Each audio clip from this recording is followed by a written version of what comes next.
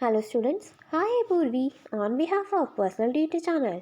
आज हम लोग क्लास 9 साइंस का एक topic the structure of an atom पढ़ने वाले हैं। एटम का एग्जैक्टली स्ट्रक्चर क्या होता है वो हम इस वीडियो में जानेंगे।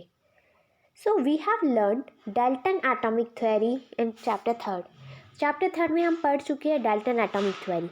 डाल्टन ने बोला था कि एटम इनडिविजिबल है, हम उसको डिवाइड नहीं कर सकते, एंड इंडिस्ट्रक्टिबल है, हम उसको डिस्ट्रॉय भी नहीं कर सकते।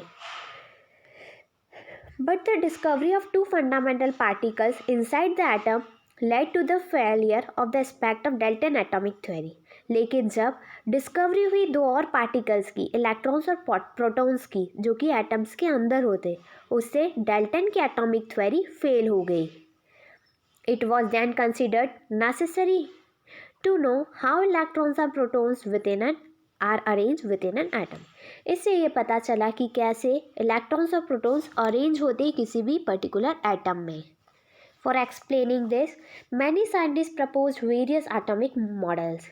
इसको समझाने के लिए अलग अलग साइंटिस्ट ने अलग अलग मॉडल्स प्रपोज किए। So J Thomson was the first one to propose a model for the structure of an atom. So J Thomson एक पहले ऐसे साइंटिस्ट थे जिन्होंने एटम के बारे में कुछ बताया। हेलो स्टूडेंट्स, हाय पूर्वी on behalf of personal duty channel. आज हम लोग क्लास 9 साइंस का एक टॉपिक जो कि एग्ज़ाम पॉइंट ऑफ व्यू से बहुत ही ज़्यादा इम्पॉर्टेंट है, that is Thomson model of an atom. Thomson ने क्या बताया है? Thomson propose that the model of an atom to be similar to that of the Christmas pudding। The electrons in the sphere of positive charge were the currents, it means dry fruits in a spherical Christmas pudding। So J Thomson ने atom को compare किया Christmas pudding से, and उसके अंदर जो dry fruits होते हैं, जो करंट्स होते हैं, उनको माना है electrons. So we also think of the watermelon. हम इसको वाटरमेलन भी कंसिडर कर सकते हैं। A positive charge in an atom is spread all over like the red edible part of the watermelon।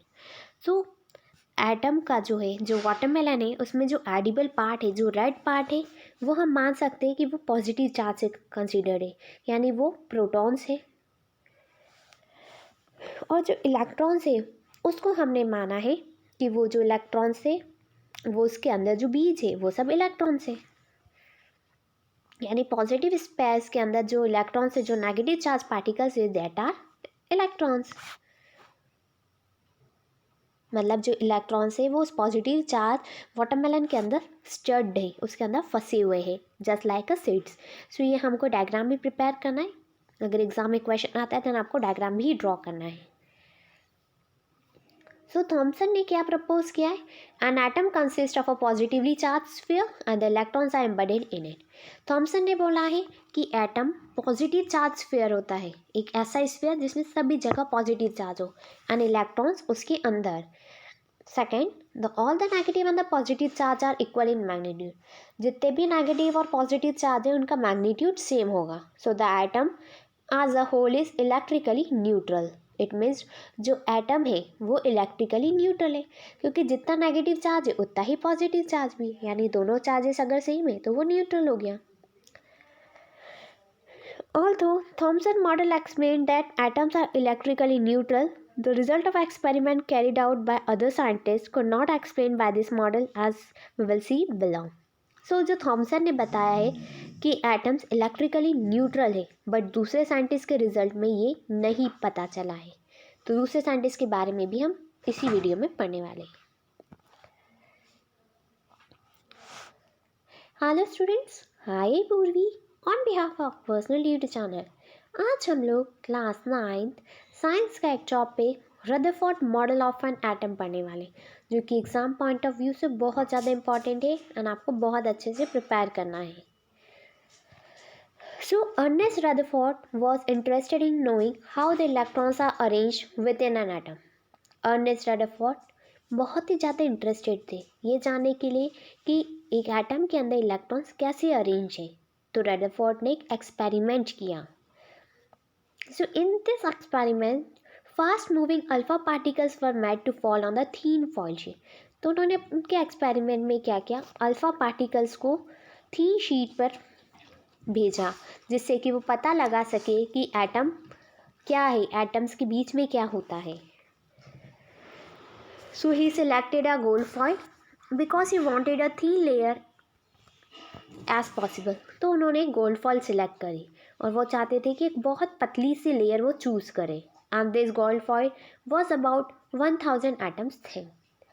और वो जो गोल्ड फॉइल है वो 1000 एटम्स की जितनी ही मोटी रहती है। Alpha particles are the doubly charged helium ions. Alpha particles का जो चार्ज है वो हीलियम आयन से डबल है। सो they have a mass of 4u। सो अगर हीलियम का डबल है तो इट मीन्स अल्फा पार्टिकल का मास होगा 4u। So the fast moving alpha particle have a considerable amount of energy. So जो अल्फा पार्टिकल्स है उसमें कुछ एनर्जी भी प्रोड्यूस होगी। So it was expected that alpha particles would be deflected by sub atomic particles in the gold foil. ये भी सोचा जा सकता है कि जो अल्फा पार्टिकल है वो डिफ्लेक्ट हो जाएंगे, अपना पाथ भटक जाएंगे। And since alpha particles were much heavier than protons, he did not expect to see the large reflection. Alpha particles बहुत हैवी होते हैं प्रोटॉन्स के कंपैरिजन में, इसलिए वो बहुत ज़्यादा डिफ्लेक्शन हमको नज़र नहीं आएगा। सो यहाँ पर भी आपको ये डायग्राम प्रिपेयर करना है,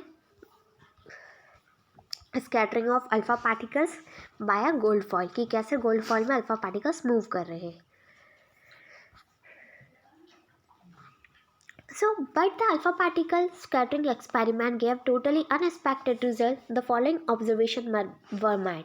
कुछ observation बने हैं। तो क्या है? Most of the fast moving alpha particles pass straight through the gold foil. ज़्यादातर जो अल्फा पार्टिकल्स रहेंगे उस गोल्ड फॉइल में स्ट्रेट चले जाएंगे। एंड कुछ अल्फा पार्टिकल्स डिफ्लेक्ट हो जाएंगे कुछ एंगल से। And surprisingly, 1 out of every 12,000 particles appear to rebound. Her 12,000 particles में से कुछ ऐसे पार्टिकल्स होंगे जो रिबाउंड हो जाएंगे, जो वापस अपनी पोजीशन में आ जाएंगे। So in the word of Rutherford, तो रदरफोर्ड के according this result was almost as incredible as if you fire a 15-inch shell at a piece of tissue paper and it comes back and hit you. सो ये ऐसा कह सकते हैं हम कि अगर हमने 15 इंच शेल में आग लगाई है किसी टिश्यू पेपर में, तो वो टिश्यू पेपर वापस आएगा और हम पर ही हीट करेगा, यानी हमको ही लगेगा। सो ये था रदरफोर्ड का। सो रदरफोर्ड के कुछ ड्रॉप्स थे, यानी कुछ लिमिटेशंस भी थी। हेलो स्टूडेंट्स, हाय ये Purvi on behalf of personal tutor channel. आज हम लोग क्लास 9 साइंस का एक topic Rutherford, drawbacks of Rutherford model of an atoms. So Rutherford के एटम में क्या ड्रॉबैक्स रह गए थे, क्या लिमिटेशंस है, तो स्टार्ट करते। The revolution of the electrons in a circular orbit is not expected to be stable. So जो रिवॉल्यूशन हो रहा है इलेक्ट्रॉन्स का सर्कुलर ऑर्बिट में, वो स्टेबल नहीं है, वो फिक्स नहीं है। आने particle in the circular orbit वो अंडरगो एक्सीलरेशन। जो भी पार्टिकल किसी सर्कुलर ऑर्बिट में जाता है इट मीन्स उसमें एक्सीलरेशन हो रहा है। एंड जब एक्सीलरेशन होगा तो चार्ज पार्टिकल एनर्जी को रेडिएट करेंगे, एनर्जी रिलीज करेंगे। And thus the revolution electrons would lose the energy and finally fall into the nucleus. अगर वो एनर्जी को लॉस करेंगे तो एक सिचुएशन ऐसी आएगी कि वो न्यूक्लियस पे जाकर ही गिर जाएंगे।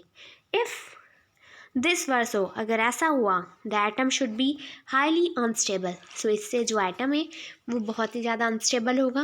And hence matter would not exist in the form that we know, और वो मैटर उस स्टेट में नहीं आएगा जिस फॉर्म में हम उसको जानते हैं। We know that atoms are quite stable, हमें ये तो पता है कि एटम्स स्टेबल रहते हैं, वो अपनी पोजीशन चेंज नहीं करते हैं। सो ऐसे अलग अलग साइंटिस्ट आए, उन्होंने अपनी अलग अलग डिस्कवरी दी। सो पहले थॉमसन आया, देन रदरफोर्ड, इसके बाद बोहर्स। तो सभी एक दूसरे की थ्योरी को फेल करते रहे, तो सभी की थ्योरी में कुछ ना कुछ लिमिटेशन थे, कुछ ना कुछ ड्रॉबैक्स थे। सो ये जो हमने पढ़ा वो थे रदरफोर्ड के ड्रॉबैक्स, यानी उनके लिमिटेशंस। सो ये भी इम्पॉर्टेंट है एग्ज़ाम पॉइंट ऑफ व्यू से। अगर आपको कुछ और बेसिक क्वेश्चंस जानने हैं जो एग्ज़ाम पॉइंट ऑफ व्यू से इंपॉर्टेंट है, तो उसके लिए भी आप मुझे कमेंट सेक्शन में कमेंट करके बता सकते हैं। तो मैं आपको ऐसे क्वेश्चंस की लिस्ट दे दूँगी जो आप प्रिपेयर करके जाएंगे, डेफिनेटली वो एग्ज़ाम में आएंगे ही। एंड अगर आपको उनके आंसर्स चाहिए तो भी आप मुझे कमेंट सेक्शन में ज़रूर कमेंट करके बताइए। अगर आपको साइंस में, मैथ्स में, इंग्लिश में, हिंदी या सोशल में, किसी भी सब्जेक्ट में, किसी भी क्लास, कोई भी क्वेरी है किसी भी चैप्टर से रिलेटेड, तो वो भी आप मुझे कमेंट सेक्शन में ज़रूर कमेंट करके बता सकते हैं। एंड बच्चों, हाँ, एक बात और, ये जो Thompson model of an atom है, रदरफोर्ड, इसमें आपको डायग्राम भी प्रिपेयर करना है। अगर आप पहले डायग्राम शो करके फिर एक्सपेरिमेंट्स लिखेंगे, आंसर लिखेंगे, दैन आपकी बाकी ज़्यादा अच्छे से होगी। सो आई होप कि आपको ये वीडियो पसंद आए। And if you have any query then मुझे कमेंट सेक्शन में ज़रूर कमेंट करके बताइए। Thank you, have a nice day.